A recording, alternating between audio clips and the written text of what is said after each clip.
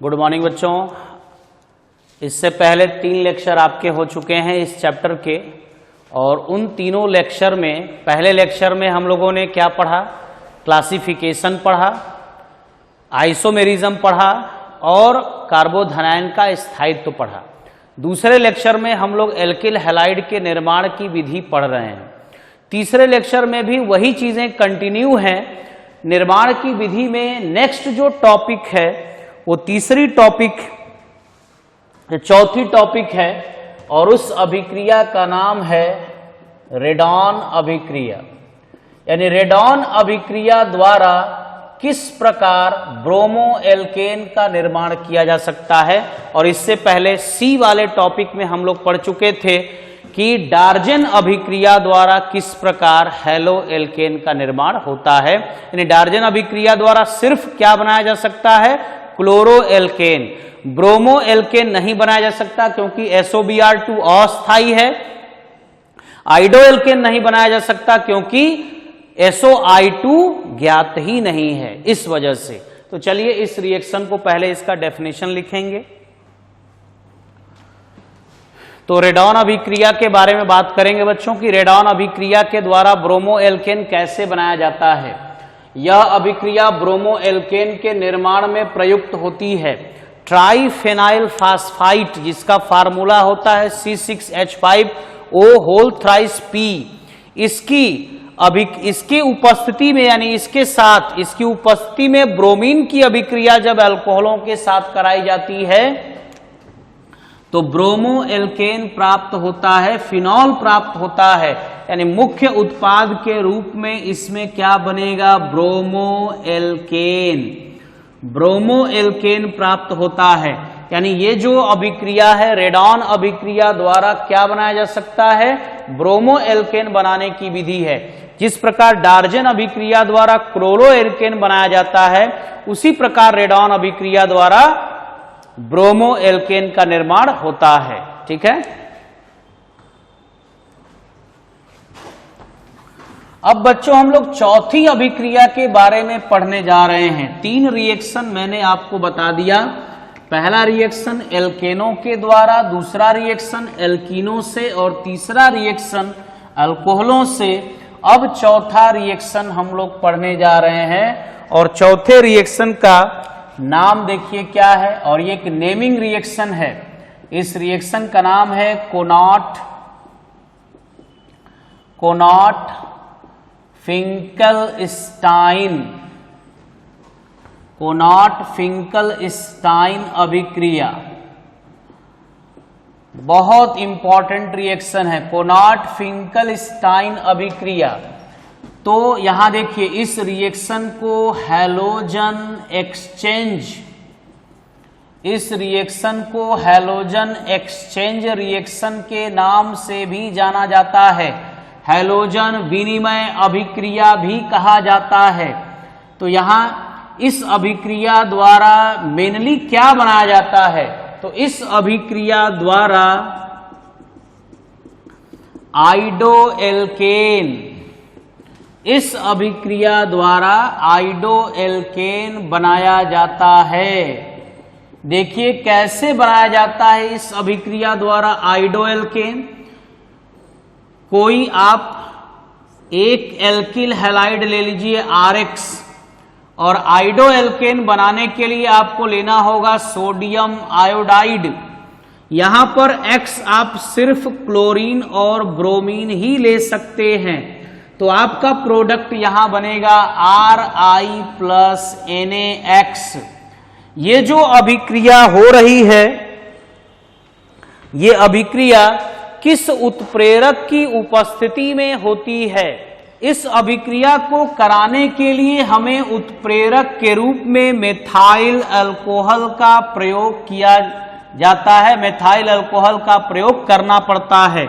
तो देखिए प्रोडक्ट क्या बनेगा। दूसरा रिएक्शन मैं दिखा देता हूं। इसी में R के जगह पे ले लिया C2H5, X के जगह पे ब्रोमीन ले लिया, sodium iodide, methanol, methyl alcohol बनेगा प्रोडक्ट Ri। R के जगह पे आपने C2H5 लिया तो बनेगा C2H5I प्लस NaBr। यानी फिंकलस्टाइन अभिक्रिया द्वारा बनाया क्या जा सकता है, आइडो एल्केन का निर्माण होता है इस विधि द्वारा। अब इसमें एक चीज मैं आपको बता दूं, इंपॉर्टेंट है नेमिंग रिएक्शन वो भी, और इस अभिक्रिया का नाम है स्वार्ट्स अभिक्रिया।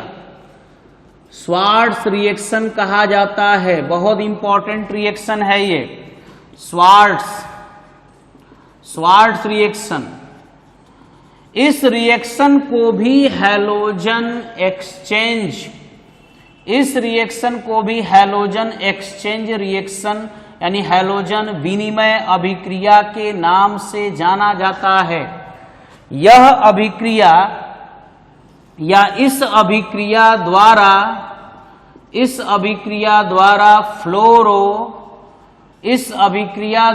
फ्लोरो एल्केन प्राप्त किए जाते हैं। इस अभिक्रिया से क्या बनेगा, फ्लोरो एल्केन प्राप्त होगा इस रिएक्शन से। कैसे देखिए फ्लोरो एल्केन प्राप्त होगा, आप ले सकते हैं RX और RX में X के जगह पे आप यूज करेंगे क्लोरीन और ब्रोमीन, प्लस आप सिल्वर फ्लोराइड यूज कर लीजिए, या सिल्वर फ्लोराइड के जगह पे आप और ले सकते हो मर्क्यूरस फ्लोराइड का प्रयोग कर सकते हो। आप एंटीमनी फ्लोराइड का भी प्रयोग कर सकते हो। तो इस तरीके से आप silver fluoride, antimony fluoride, mercurous fluoride का प्रयोग करके इस अभिक्रिया को कंप्लीट कर सकते हो, और बनने वाला प्रोडक्ट क्या होगा, RF होगा प्लस AgX बनेगा। जैसे मान लीजिए यहां पर एग्जांपल आपने ले लिया C2H5Br plus AgF silver fluoride, और यहां प्रोडक्ट बन गया आपका RF यानी C2H5F प्लस AgBr। तो सिल्वर ब्रोमाइड इसके द्वारा प्राप्त हो गया। इस मेथड से आप सिर्फ आइडो एल्केन प्राप्त कर सकते हैं, और इस मेथड से आप फ्लोरो एल्केन प्राप्त कर सकते हैं। इन दोनों रिएक्शन में कॉमन यही होता है कि ये जो रिएक्शन है वो हैलोजन एक्सचेंज रिएक्शन दोनों में है, लेकिन दोनों की नाम अलग अलग हैं। इसको कोनाट फिंकलस्टाइन अभिक्रिया कहते हैं और इसको स्वार्ट्स अभिक्रिया कहते हैं। चलिए बच्चों, नेक्स्ट जो रिएक्शन है, नेक्स्ट जो हमारा मेथड है हैलो एल्केन के बनाने की, उस विधि की तरफ हम लोग आगे बढ़ते हैं, और वो हमारी छठवीं विधि आप कह सकते हो। और छठवीं विधि के द्वारा भी हम लोग हैलो एल्केन किस प्रकार बनाएंगे, वो भी एक नेमिंग रिएक्शन है जो कि बहुत इंपॉर्टेंट है। और क्या नाम है उसका, बोरोडीन हंस डीकर अभिक्रिया। बोरोडीन हंस डीकर अभिक्रिया इसको कहा जाता है। ठीक है, तो बात करते हैं बोरोडीन हंस डीकर अभिक्रिया के बारे में कि वसा अम्लों के सिल्वर लवण, वसा अम्ल होता है कार्बोक्सिलिक अम्ल, ये वसा अम्ल है, इसका सिल्वर लवण देखिए क्या होगा, यहां RCOOAg कर दिया तो ये हो गया सिल्वर लवण, वसा अम्ल का सिल्वर लवण। इसकी अभिक्रिया ब्रोमीन के साथ कराई जाती है तो क्या मिलता है, ब्रोमो एल्केन प्राप्त होता है। यानी ये जो विधि है वो ब्रोमो एल्केन बनाने की सबसे उपयुक्त विधि है। देखिए कार्बन टेट्रा क्लोराइड सॉल्वेंट ले लिया, इस उत्प्रेरक की उपस्थिति में Br2 का रिएक्शन जब इसके साथ होगा तो प्रोडक्ट बनेगा RBr, और इसी को हम लोग कहते हैं ब्रोमो एल्केन। प्लस क्या बनेगा, AgBr बनेगा प्लस कार्बन डाइऑक्साइड CO2 बनेगा। ये प्रोडक्ट RBr यानी ब्रोमो एल्केन इस मेथड से बन गया। एक एग्जांपल दे दिया जाए, CH3COOAg plus Br2 gives carbon tetra chloride उत्प्रेरक की उपस्थिति में प्रोडक्ट बन गया CH3Br plus AgBr plus CO2 carbon dioxide बन गया। अब देखिए नोट में यहां लिख देते हैं, फर्स्ट इस अभिक्रिया में क्लोरीन कम उत्पाद देता है। यानी अगर हम लोग क्लोरीन बनाए तो क्लोरोएल्केन बनेगा जरूर, लेकिन बहुत कम उत्पाद देगा, बहुत कम उसका प्रोडक्शन होगा। इस अभिक्रिया में यदि, अब ये बहुत इंपॉर्टेंट है, इस अभिक्रिया में यदि आयोडीन का प्रयोग किया जाता है तो उत्पाद यानी प्रोडक्ट आइडोएल्केन, उत्पाद आइडोएल्केन न बनकर एस्टर का निर्माण होता है या निर्माण हो जाता है। तो यह अभिक्रिया, अब इस अभिक्रिया का नाम देखिए क्या है, यह अभिक्रिया बिरबाम सिमोनिनी, यह अभिक्रिया बिरबाम सिमोनिनी अभिक्रिया कहलाती है। ठीक है, अगर इस अभिक्रिया में आयोडीन का प्रयोग कर दिया जाए तो आइडोएल्केन नहीं बनेगा, तो इस अभिक्रिया में क्या बनेगा, एस्टर बनेगा, और रिएक्शन का नाम क्या हो जाएगा, रिएक्शन का नाम होगा बिरबाम सिमोनिनी अभिक्रिया। देख लीजिए रिएक्शन पहले, RCOOAG प्लस I2 प्रयोग किया, 2 मोल इसका लेते हैं और प्रोडक्ट में क्या बनेगा, RCOOR, ये क्या है, ये है आपका एस्टर, और प्लस क्या बनेगा, प्लस आपका प्रोडक्ट बन जाएगा 2AgI, और इस तरीके से ये रिएक्शन जो है बैलेंस हो जाएगा। और क्या बनेगा, CO2 भी बनेगा, और इस तरीके से रिएक्शन ये बच्चों बैलेंस हो जाएगा। लेकिन इसमें आइडोएल्केन नहीं बना, मुख्य उत्पाद के रूप में इसमें क्या बना, एस्टर बन गया। तो ये अभिक्रिया बोरोडीन हंस डीकर अभिक्रिया नहीं कहलाती, इस अभिक्रिया का नाम बदल जाता है और इसका नाम है बिरबाम सिमोनिनी अभिक्रिया। ये सब नेमिंग रिएक्शन है जो किसी भी वैज्ञानिक के नाम पर या उस कंपाउंड के नाम पर रखे गए हैं, इसलिए इनको नेमिंग रिएक्शन कहा जाता है। तो बच्चों अभी हम लोग सारी जितनी भी बनाने की विधियां हैं, बनाने के जितने भी मेथड्स हैं वो हम लोग पढ़ चुके। ठीक है, एक बार मैं फिर से आपको रिवाइज कर दूं। पहले लेक्चर में हेलोएल्केन का वर्गीकरण किस प्रकार होता है वो बताया गया, उसको आप लोग अच्छे से दोबारा रिवाइज करेंगे। फिर कैसे हेलोएल्केनों का नामकरण होता है, कैसे उसकी नेमिंग की जाती है, इस बेस पर आप लोग एनसीईआरटी में दिए गए सारे IUPAC नाम जितने भी क्वेश्चन होंगे उसको आप लोग करेंगे।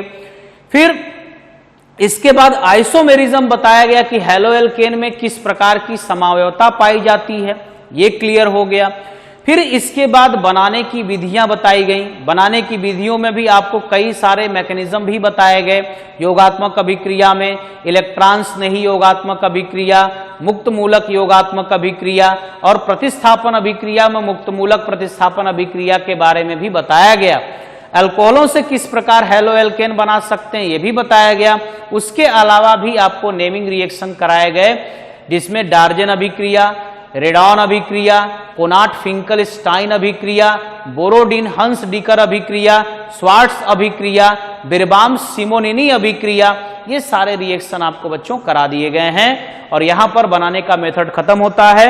और इसके जस्ट बाद हम लोग स्टार्ट करते हैं बच्चों हेलोएल्केनों के भौतिक गुण, यानी इनका फिजिकल प्रॉपर्टी क्या है, किस प्रकार इनका क्या लक्षण है, और तब उसके बाद हम लोग पढ़ेंगे इनके रासायनिक गुणों के बारे में। ठीक है,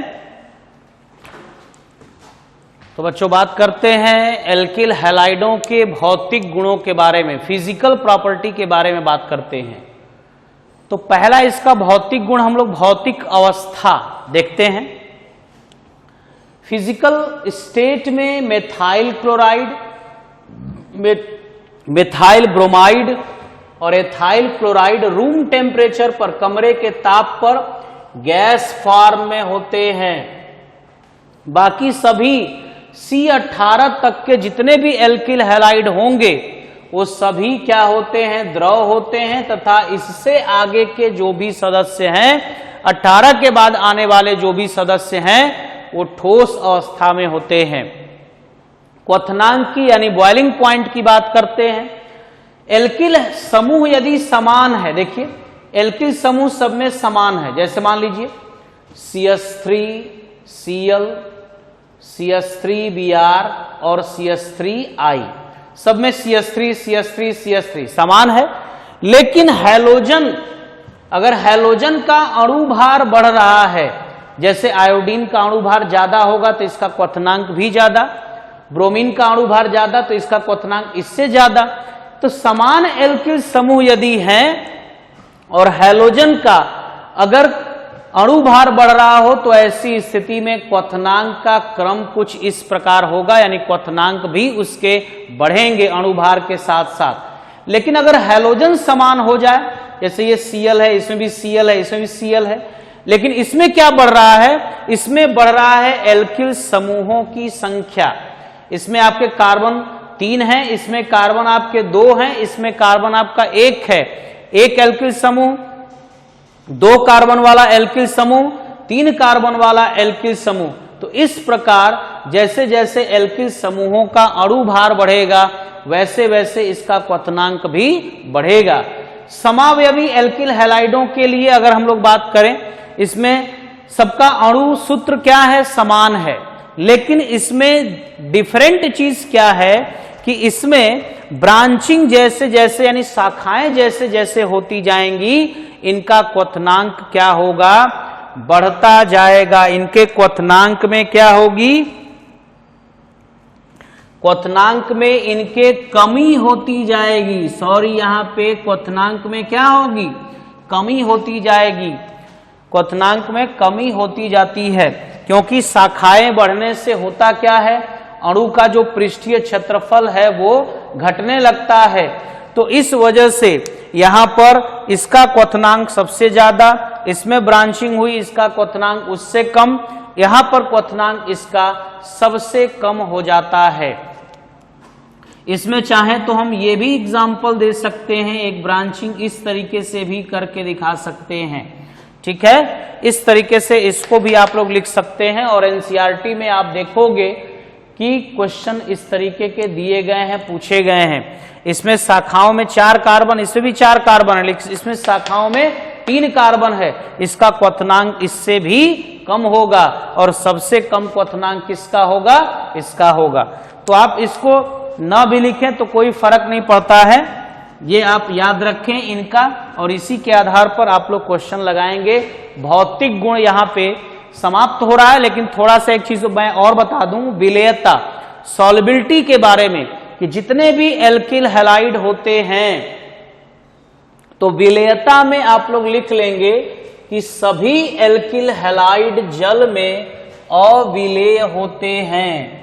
विलेयता में यही लिखेंगे, हेडिंग डाल देंगे विलेयता, सॉल्युबिलिटी, और इसमें क्या लिखेंगे, सभी एल्किल हैलाइड, सभी एल्किल हैलाइड जल में अविलेय होते हैं। सभी एल्किल हैलाइड जल में अविलेय होते हैं,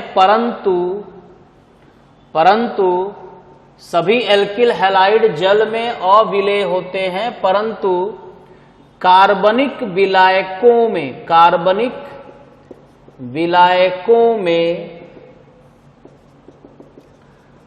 विलेय होते हैं, परंतु कार्बनिक विलायकों में विलेय होते हैं, ठीक है, परंतु कार्बनिक विलायकों में विलेय होते हैं। तो इस तरीके से भौतिक गुण यहां पे खत्म होता है और इसके बाद हम लोग स्टार्ट करते हैं बच्चों रासायनिक गुण, यानी एल्किल हैलाइड की केमिकल प्रॉपर्टी के बारे में बात करेंगे। इसके रासायनिक गुणों के बारे में हम लोग चर्चा करेंगे, बात करेंगे, ठीक है।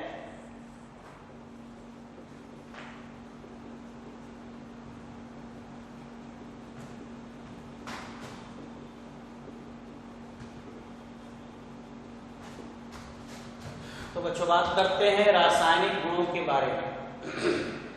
एल्किल हैलाइडों का रासायनिक गुण।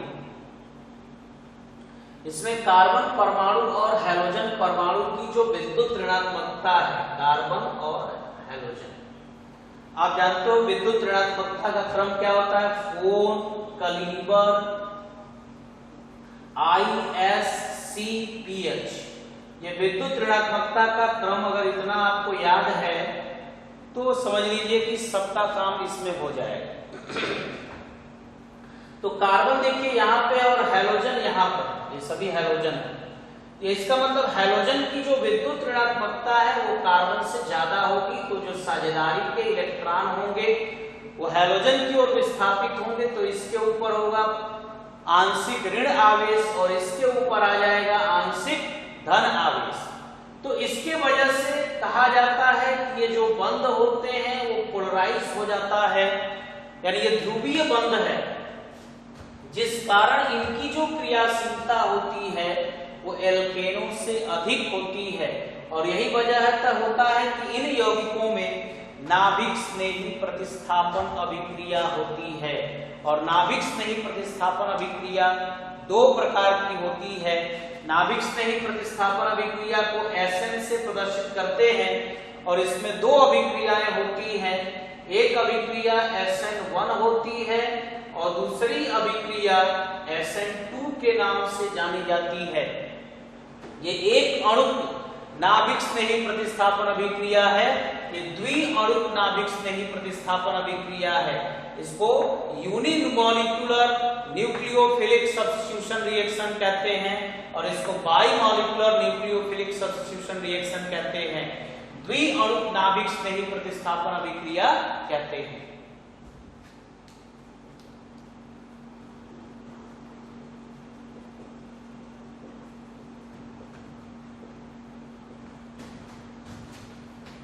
तो एल्किल हैलाइडों की अभिक्रियाओं को बच्चों मुख्यतः 4 भागों में विभाजित किया जा सकता है। वो 4 भाग कौन से हैं? पूरी इसके रासायनिक गुणों को, पूरी इसकी रासायनिक अभिक्रियाओं को 4 भाग में डिवाइड कर सकते हैं। और पहला रिएक्शन है नाभिक स्नेही प्रतिस्थापन अभिक्रिया, इसको पढ़ना है। दूसरा है बीटा निराकरण अभिक्रिया, निराकरण को विलोपन भी कहते हैं। बीटा विलोपन अभिक्रिया, इसी में मैं आपको विलोपन अभिक्रियाएं क्या होती हैं बताऊंगा। तीसरा रिएक्शन है रिडक्शन यानी अपचयन। रिडक्शन कैसे एल्किल हैलाइड रिडक्शन देते हैं, यानी अपचयन की प्रक्रिया किस प्रकार करते हैं, इसके बारे में हम लोग पढ़ेंगे। और चौथी अभिक्रिया होती है धातुओं के साथ अभिक्रिया, यानी धातुओं के साथ इनकी होने वाली अभिक्रियाएं किस प्रकार की होती हैं।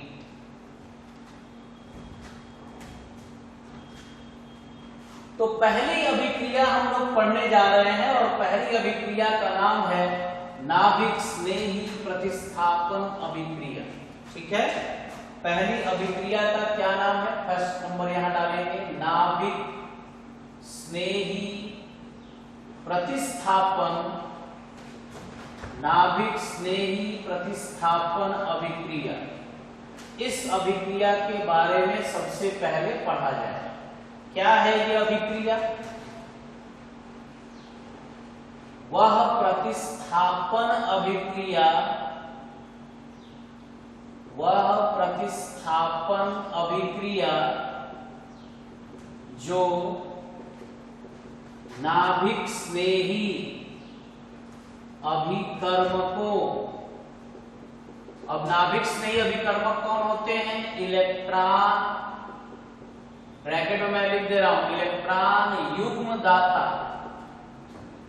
वह प्रतिस्थापन अभिक्रिया जो नाभिक स्नेही अभिकर्मकों द्वारा संपन्न होती है, संपन्न होती है, नाभिक स्नेही प्रतिस्थापन, नाभिक स्नेही प्रतिस्थापन अभिक्रिया कहलाती है। नाभिक स्नेही प्रतिस्थापन अभिक्रिया कहलाती है, यानी जो अभिक्रिया नाभिक स्नेही अभिकर्मकों द्वारा संपन्न होती है।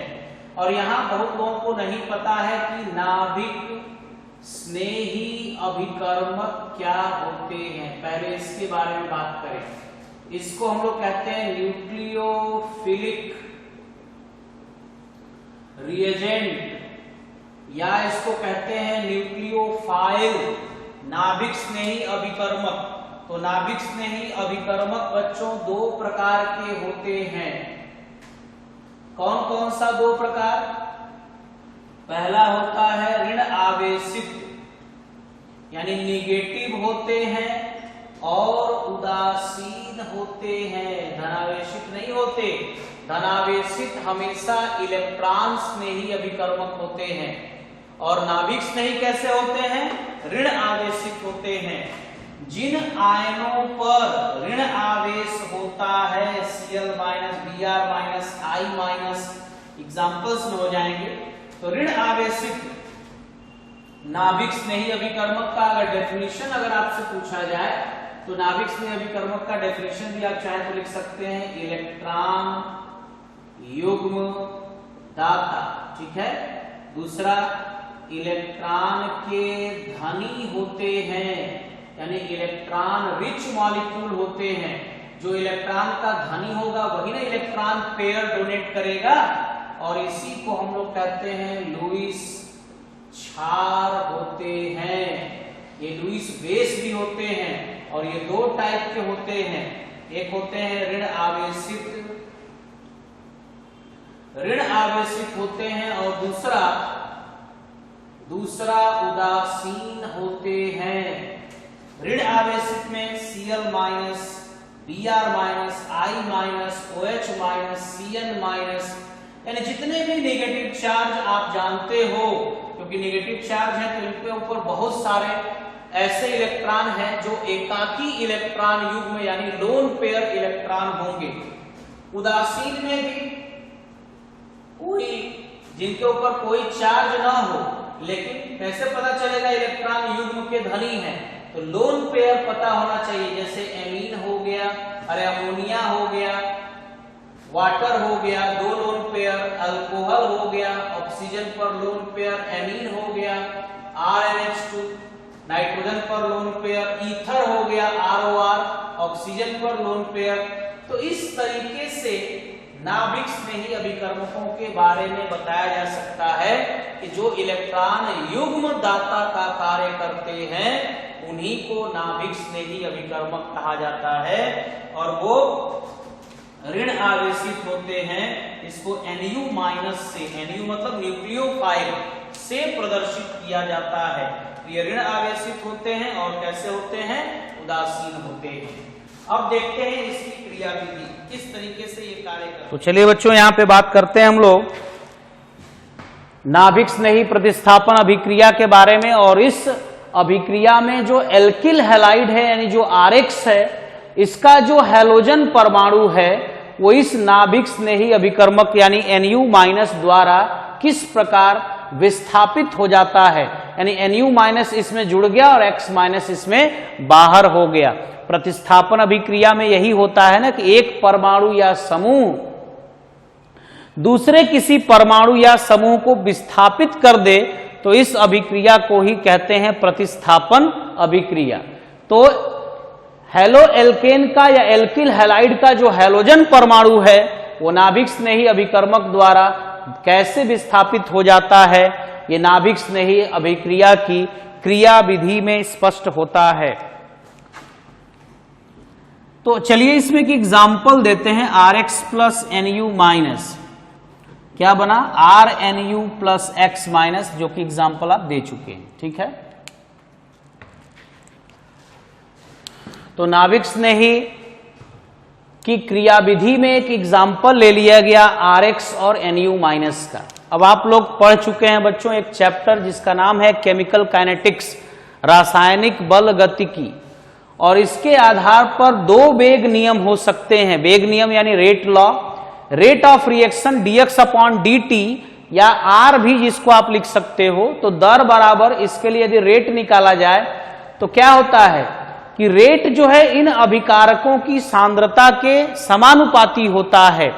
तो यहां पर Rx और Nu माइनस दोनों की सांद्रता के ये समानुपाती है, इसको A से डिनोट कर रहे हैं हम लोग, तो इक्वल में लिखेंगे तो K हो जाएगा, और जहां K क्या है, वेग स्थिरांक है।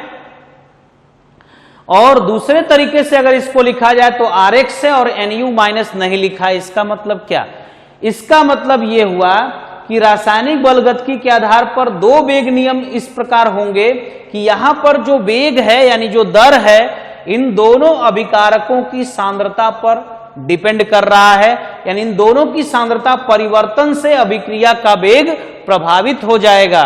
तो यहां पर अभिक्रिया की जो कोटि होगी, यहां पर जो कोटि होगी यानी जो ऑर्डर होगा वो 2 होता है, और यहां पर SN2 अभिक्रिया इसको क्यों कहते हैं, क्योंकि ये दो अणुओं के ऊपर इसकी वेग डिपेंड कर रही है, बाई मॉलिक्यूलर रिएक्शन हो गया, इसलिए इसको SN2 अभिक्रिया के नाम से जानते हैं। और यह इसका जो ऑर्डर है वो 2 कोटि का होता है, क्योंकि 1 यहां होगा, 1 ये, 1 + 1 करेंगे तो ऑर्डर क्या आएगा, 2 आएगा।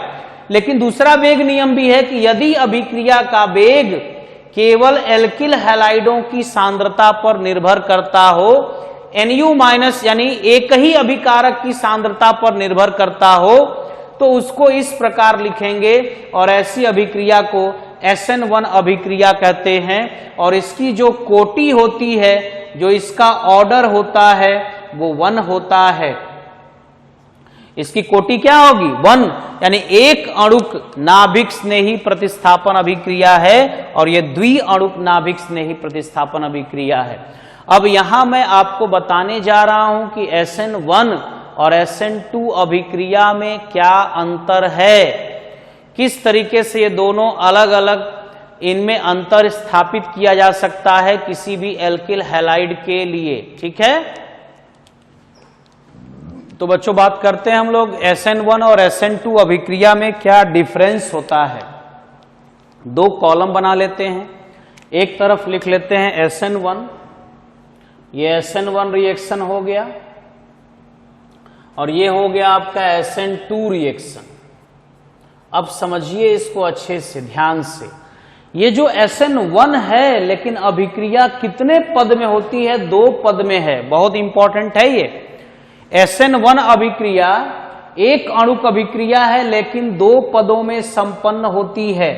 इसका जो प्रथम पद होता है वही दर निर्धारक पद होता है, हमेशा प्रथम पद ही दर निर्धारक पद होता है, यानी मंद पद हमेशा RDS होता है, रेट डिटरमाइनिंग स्टेप होता है, दर निर्धारक पद होता है।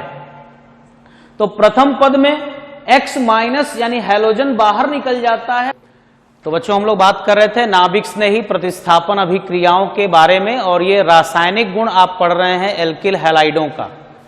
तो एल्किल हैलाइडों के रासायनिक गुण में जब नाभिक स्नेही प्रतिस्थापन अभिक्रिया की बात करेंगे तो अब मैं बता चुका हूं कि नाभिक स्नेही प्रतिस्थापन अभिक्रिया 2 प्रकार की होती है, SN1 और SN2। ये आपका SN1 रिएक्शन है, ये SN2 रिएक्शन है, 2 कॉलम में डिवाइड करके इस तरीके से आप समझेंगे। SN1 अभिक्रिया 1 है यानी यूनिमॉलिक्यूलर है, एक अणुक अभिक्रिया है, लेकिन कितने पद में होती है, ये 2 पद में होने वाली अभिक्रिया है। और इसका जो प्रथम पद मंद पद होता है वो दर निर्धारक पद होता है, RDS यानी रेट डिटरमाइनिंग स्टेप होता है। इसी पद में X माइनस बाहर निकल जाता है। ये जितनी भी चीजें मैं बता रहा हूं इन छोटी छोटी चीजों पे बहुत सारे ऑब्जेक्टिव क्वेश्चन बन जाते हैं किसी भी प्रतियोगी परीक्षा में, किसी भी कॉम्पिटिटिव एग्जाम में। तो प्रथम पद दर निर्धारक पद है जिसमें X माइनस बाहर निकल जाता है और मध्यवर्ती कार्बोधनायन बनता है। मध्यवर्ती कार्बोधनायन जैसे R+ बन गया। द्वितीय पद में नाभिक स्नेही यानी Nu माइनस आक्रमण करता है और इस तरीके से प्रोडक्शन करता है। इसमें देखिए SN2 में ये एक पद में होने वाली अभिक्रिया है, ये 2 पद में होने वाली अभिक्रिया, लेकिन ये एक पद में, जबकि अभिक्रिया द्विअणुक प्रतिस्थापन अभिक्रिया है लेकिन एक ही पद में होती है अभिक्रिया। इसमें मध्यवर्ती संक्रमण अवस्था प्राप्त होती है, बहुत इंपॉर्टेंट है। इसमें मध्यवर्ती कार्बोधनायन प्राप्त होता है और इसमें मध्यवर्ती संक्रमण अवस्था प्राप्त होती है बच्चों। इसमें आप देखेंगे कि जो उत्पाद अणु है यानी जो नाभिक स्नेही है, इसमें फ्रंट और बैक दोनों से आक्रमण करता है। ये देखिए, ये आपका एल्किल हैलाइड है, इसके तीनों बॉन्ड इधर और ये हैलोजन इसके साथ जुड़ा है। ये आपका X माइनस यहां बाहर निकल गया और X माइनस बाहर निकला तो क्या बना, कार्बोधनायन। ये कार्बोधनायन आपका प्राप्त हो गया और ये नाभिक स्नेही अभिकर्मक है। ये फ्रंट से भी आक्रमण कर रहा है, बैक से भी आक्रमण करता है। जब ये फ्रंट से आक्रमण करता है तो फ्रंट से आक्रमण करने पर क्या बनेगा, कैसा विन्यास बनेगा, जब फ्रंट से आक्रमण करेगा तो ये बाहर निकल जाएगा और NU यहां जुड़ जाएगा, तो कहेंगे समान विन्यास प्राप्त होता है। अगर समान विन्यास प्राप्त होता है तो इसको क्या कहते हैं, इसको कहते हैं बच्चों रिटेंशन। इसको रिटेंशन यानी धारण कहा जाता है। जब समान विन्यास बनता है तो इसको क्या कहते हैं, धारण यानी रिटेंशन के नाम से जाना जाता है। और जब ये बैक से आक्रमण करता है तो विपरीत विन्यास बनता है, तो इसको कहते हैं बच्चों प्रतिलोमन।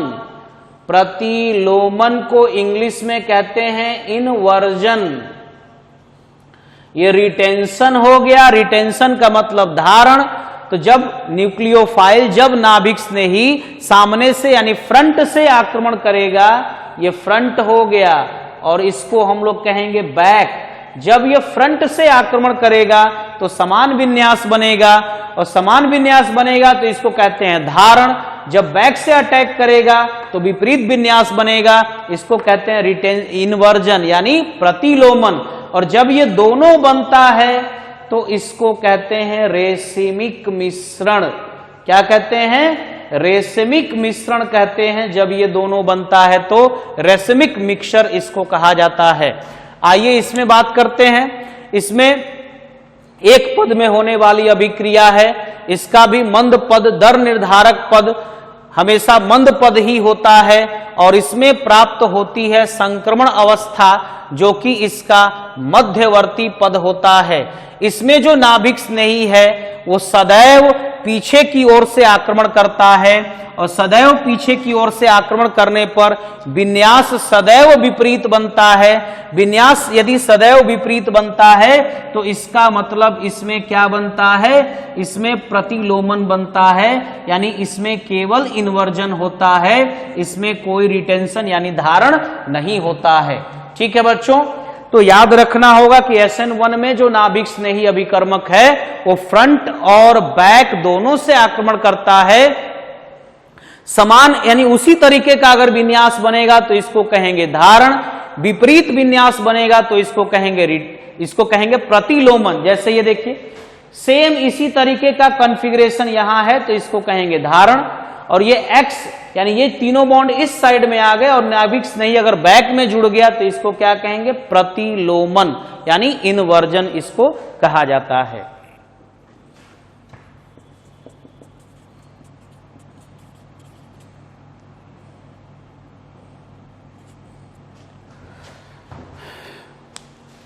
तो नेक्स्ट बात करते हैं बच्चों, चौथा क्या डिफरेंस है SN1 और SN2 में, कि इसमें जो हैलाइडों की क्रियाशीलता का क्रम है वो इस प्रकार है, पहले टर्सरी, सेकेंडरी, प्राइमरी और फिर methyl halide.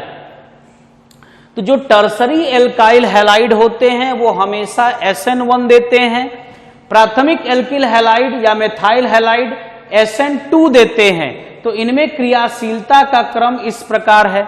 Secondary alkyl halide का कुछ फिक्स नहीं होगा। सेकेंडरी एल्किल हैलाइड में हम लोगों को चेक करना पड़ेगा कि किस तरह का नाभिक स्नेही अभिकर्मक है। यदि दुर्बल नाभिक स्नेही हुआ तो SN1 देगा, लेकिन यदि प्रबल नाभिक स्नेही अभिकर्मक है तो SN2 रिएक्शन देगा।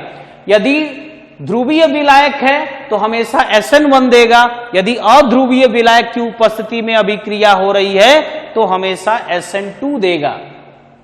उसी तरीके से SN2 रिएक्शन में भी आप देख सकते हैं कि इसमें प्राथमिक हैलाइड जो है अधिक क्रियाशील होते हैं, इस रिएक्शन को देते हैं। और SN2 में सबसे अधिक मेथाइल हैलाइड, तब प्राथमिक, तब सेकेंडरी, और सेकेंडरी में भी चेक करना होगा कि अभिक्रिया यदि प्रबल नाभिक स्नेही है, प्रबल नाभिक स्नेही अभिकर्मक है तो अभिक्रिया सदैव SN2 होगी, और टर्सरी है तो उसमें कभी भी SN2 नहीं होगा, उसमें सदैव क्या होगा, SN1 रिएक्शन ही होता है।